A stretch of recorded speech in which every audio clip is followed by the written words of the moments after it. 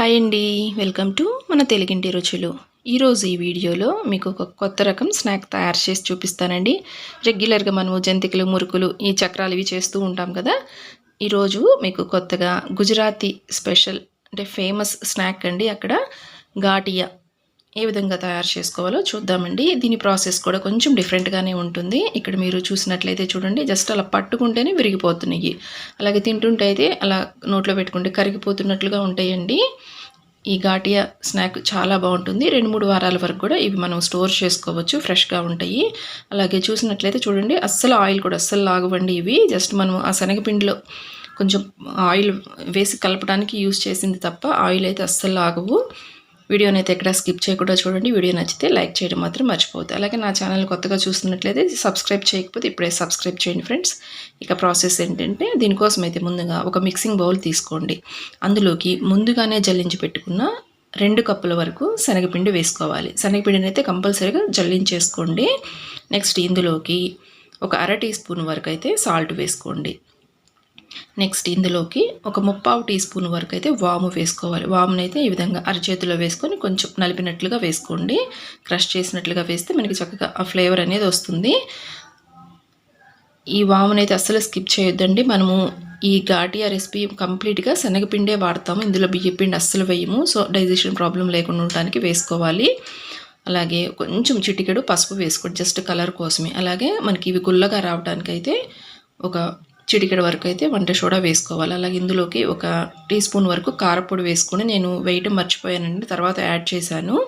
లేదంటే మిరియాల పొడి అయినా వేసుకోవచ్చు. కారపొడి అయితే మనము రెగ్యులర్గా ఎక్కువ యూస్ చేసుకుంటాం కదా మన వైపు. సో కారపొడి వేసుకోండి. అలాగే ఒక మిక్సీ జార్ తీసుకొని, ఏ కప్పుతో శనగపిండి తీసుకున్నారో అదే కప్పుతోటి 1/2 కప్పు ఆయిల్, 1/2 కప్పు వాటర్ వేసుకోండి. నార్మల్ వాటరేనండి.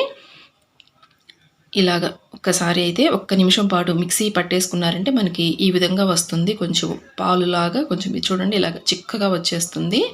ఒక నిమిషం పాటు కంటిన్యూగా అలాగా మిక్సీ పట్టేసుకోండి. ఇప్పుడు ఈ మిక్సీ పట్టుకున్న ఈ ఆయిల్, ఈ వాటర్ ఉన్నాయి కదా, వీటితోనే ఈ పిండి కలుపుకోవాల్సి ఉంటుంది.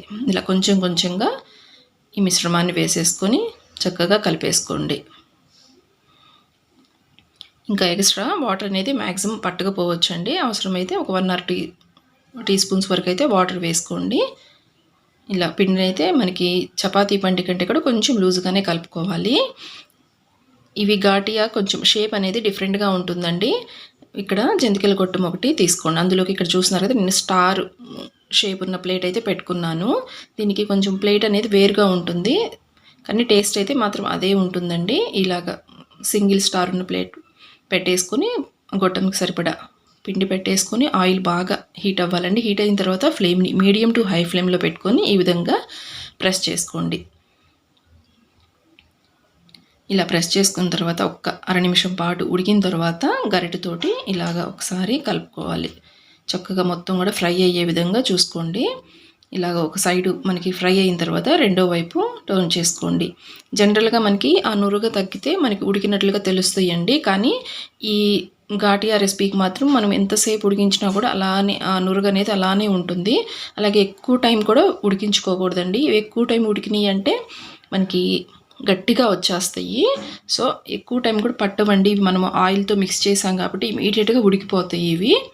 సో ఈ విధంగా ఫ్రై అయిన వాటిని ఒక ప్లేట్లోకి వేసేసుకోండి. ఇదే విధంగా మిగతా మొత్తాన్ని కూడా ప్రిపేర్ చేసుకోండి. ఇలాగ ప్రిపేర్ చేసుకున్న తర్వాత ఇలాగ మనకి చుట్టుల్లాగా వస్తాయి కండి. వీటిని ఈ విధంగా కొంచెం చిన్న చిన్నగా కట్ చేసేసుకోండి.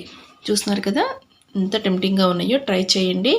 నచ్చితే కనుక ఛానల్ అయితే సబ్స్క్రైబ్ చేయడం మాత్రం మర్చిపోవద్దు ఫ్రెండ్స్. మరొక ఇంట్రెస్టింగ్ వీడియోతో మరలా మీట్ అవుతాను. Thanks for watching.